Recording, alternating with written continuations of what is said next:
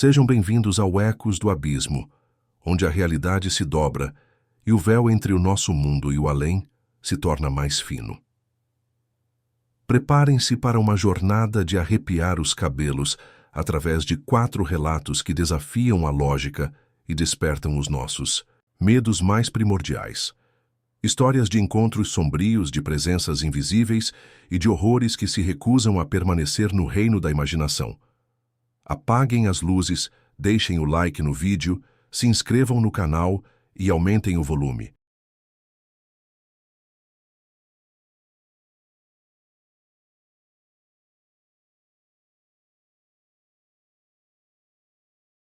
Brenda era uma criança, digamos, especial. Mimada ao extremo, conseguia tudo o que queria com um simples bater de pés e um rio de lágrimas.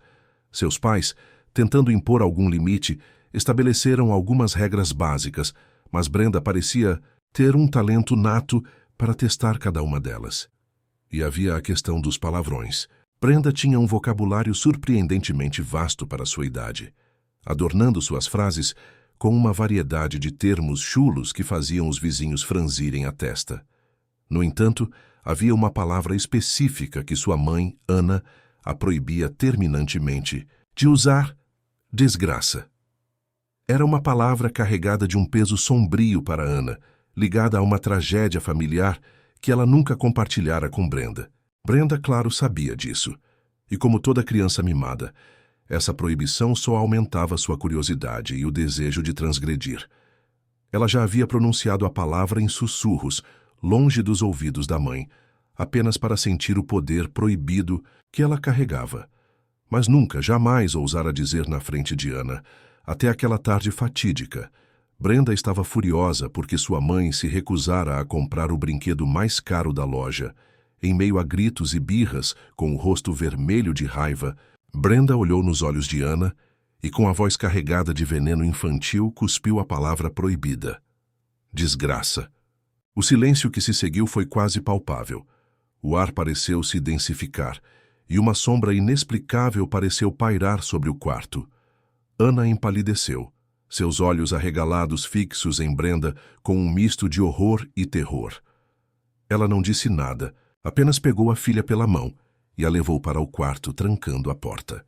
Brenda, ainda emburrada, não entendeu a reação da mãe. Aquela noite Brenda teve um sono agitado, repleto de pesadelos indistintos, mas foi na manhã seguinte que as coisas começaram a mudar de forma sutil, mas perturbadora. Enquanto brincava, na sala, Brenda começou a notar vultos escuros no canto dos olhos, sombras que desapareciam assim que ela virava a cabeça. Ela achou estranho, mas logo descartou como truques da sua visão. Nos dias que se seguiram, os eventos se tornaram mais evidentes e impossíveis de ignorar. Portas que ela tinha certeza de ter fechado eram encontradas abertas, batendo suavemente com a brisa que não entrava pelas janelas fechadas. À noite, no silêncio da casa, ouvia-se o ranger de assoalhos no andar de baixo, mesmo quando todos estavam dormindo. Brenda começava a sentir um medo crescente, uma sensação de que algo invisível a observava. Uma noite, enquanto estava deitada na cama, quase adormecendo, ela sentiu uma forte puxada no pé, como se alguém a estivesse arrastando para fora da cama. Ela gritou, acordando sua mãe, que correu para o quarto visivelmente perturbada. Ana abraçou Brenda com força, mas seu olhar vago e aterrorizado dizia mais do que palavras. Os fenômenos se intensificaram. Objetos mudavam de lugar sozinhos, sussurros indistintos podiam ser ouvidos em cômodos vazios e a sensação de uma presença fria e observadora se tornou constante. Brenda, antes uma criança mimada e confiante, agora vivia com medo em sua própria casa, sempre olhando para os cantos escuros e sob a cama. Ana, por sua vez, parecia cada vez mais pálida e distante, como se soubesse a origem daquela perturbação e temesse o que estava por vir. A palavra desgraça, pronunciada em um momento de raiva infantil, parecia ter aberto uma porta para algo sinistro, assombrando o lar de Brenda com eventos inexplicáveis e aterrorizantes. A casa, que antes era seu santuário, havia se tornado um palco para um horror invisível e implacável.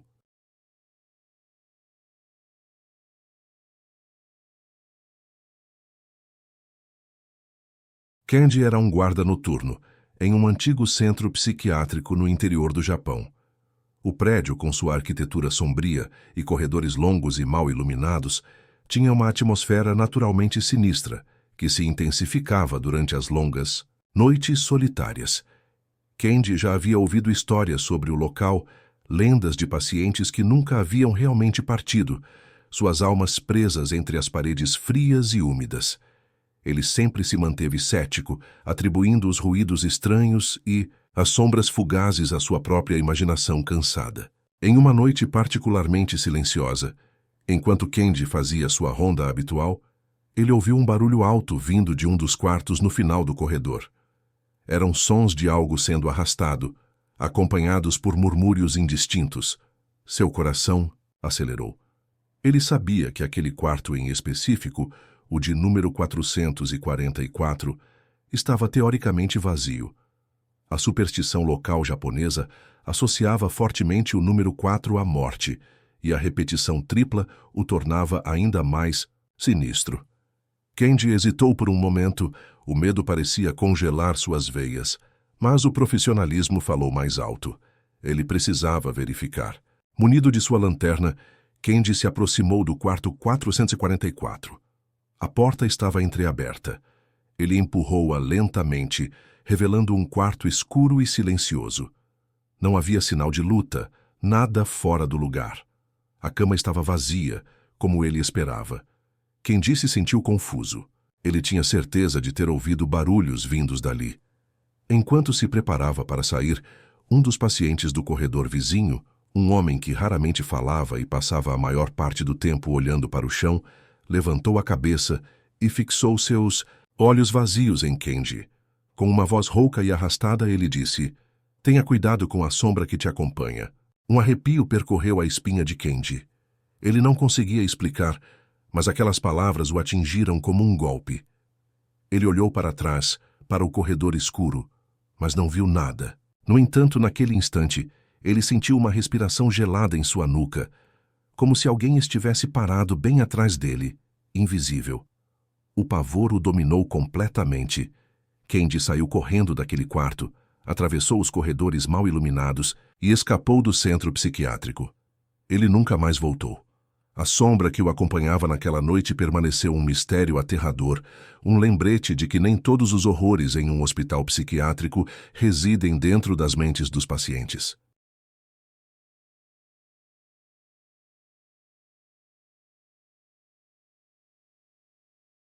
O celular vibrou na mesa de cabeceira, arrancando Lucas do sono profundo. A tela brilhava na escuridão, exibindo um número desconhecido. 00:00 em ponto. Ele hesitou por um momento antes de atender, um pressentimento estranho pairando no ar do outro lado da linha, apenas um som. Uma respiração lenta e ofegante, como se alguém estivesse correndo ou lutando para respirar. Lucas perguntou quem era, mas não obteve resposta. Apenas a respiração perturbadora. Intrigado e pouco assustado, ele desligou. Na noite seguinte, exatamente à 00:00, o telefone tocou novamente. O mesmo número desconhecido. Lucas atendeu, o coração batendo mais rápido. Desta vez, além da respiração, ele ouviu um sussurro quase inaudível, uma voz rouca que parecia vir de muito longe. A voz murmurou seu nome. Lucas desligou imediatamente, o terror gelando suas veias. Como aquele número desconhecido sabia seu nome? Nas noites seguintes, as ligações continuaram, sempre à 00:00. Os sussurros se tornaram mais claros, mais pessoais, revelando detalhes sobre sua vida que ele nunca havia compartilhado com ninguém. A voz parecia saber seus medos mais profundos, suas inseguranças mais secretas. Lucas começou a viver em um estado de paranoia constante. Ele trocou de número, mas as ligações persistiram, sempre no novo número, sempre à 00:00. Ele instalou aplicativos de rastreamento, tentou identificar a origem das chamadas, mas tudo era inútil. A voz do outro lado da linha se tornou mais ameaçadora, insinuando que estava perto, observando-o. Uma noite, ao atender a ligação, Lucas ouviu um barulho familiar ao fundo, o som da chuva batendo na janela de seu quarto. Ele correu para a janela, mas não viu nada. A voz sussurrou: Estamos no mesmo lugar. Lucas nunca mais dormiu tranquilamente. A ligação da meia-noite se tornou um lembrete constante de que ele estava sendo observado, perseguido por uma presença invisível que conhecia seus segredos mais íntimos. A tecnologia, que deveria nos conectar, havia se tornado um canal para o terror mais pessoal e implacável.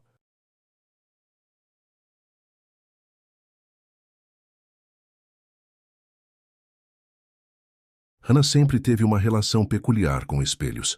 Ela os achava fascinantes, portais para outra dimensão, mas também sentia um certo desconforto ao se olhar neles por muito tempo. Uma noite, enquanto se arrumava para sair, ela notou algo estranho em seu reflexo. Por uma fração de segundo, a imagem no espelho pareceu hesitar como se não estivesse totalmente sincronizada com seus movimentos. Ela piscou, pensando ser sua imaginação. No dia seguinte, enquanto escovava os dentes, aconteceu novamente. Seu reflexo sorriu ligeiramente antes que ela o fizesse. Era um sorriso sutil, quase imperceptível, mas Ana tinha certeza de ter visto. Ela começou a prestar mais atenção aos espelhos, observando cada movimento, cada expressão. E a cada dia, o reflexo se tornava mais independente. Pequenos gestos, olhares rápidos para o lado, um leve franzir de testa que não correspondia ao seu próprio humor.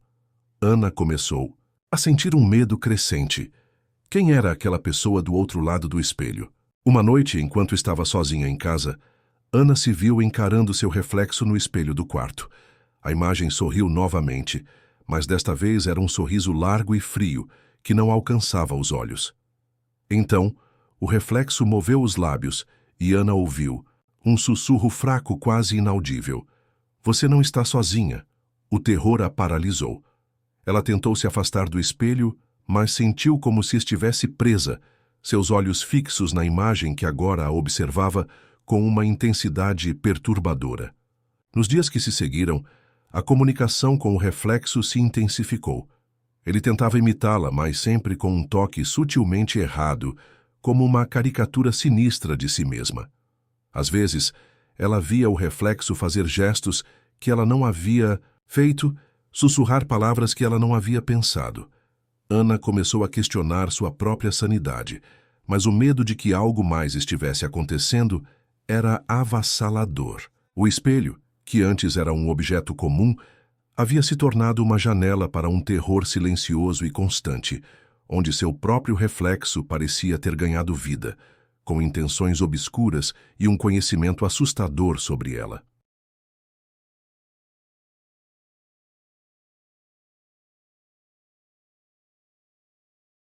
Quatro relatos, quatro janelas para o lado mais sombrio da existência. A vingança silenciosa de uma palavra proibida, a sombra inexplicável em um hospital assombrado, a perseguição invisível através da tecnologia e o terror que espreita em nosso próprio reflexo. Histórias que nos lembram que o sobrenatural pode se manifestar de maneiras inesperadas, em lugares comuns, transformando o familiar em algo terrivelmente estranho. Qual desses relatos te deixou com o maior arrepio na espinha? Compartilhe sua opinião nos comentários abaixo. Se você gostou desta dose de terror, não se esqueça de deixar o seu like e se inscrever no canal para mais encontros com o inexplicável. Que seus sonhos esta noite sejam tranquilos.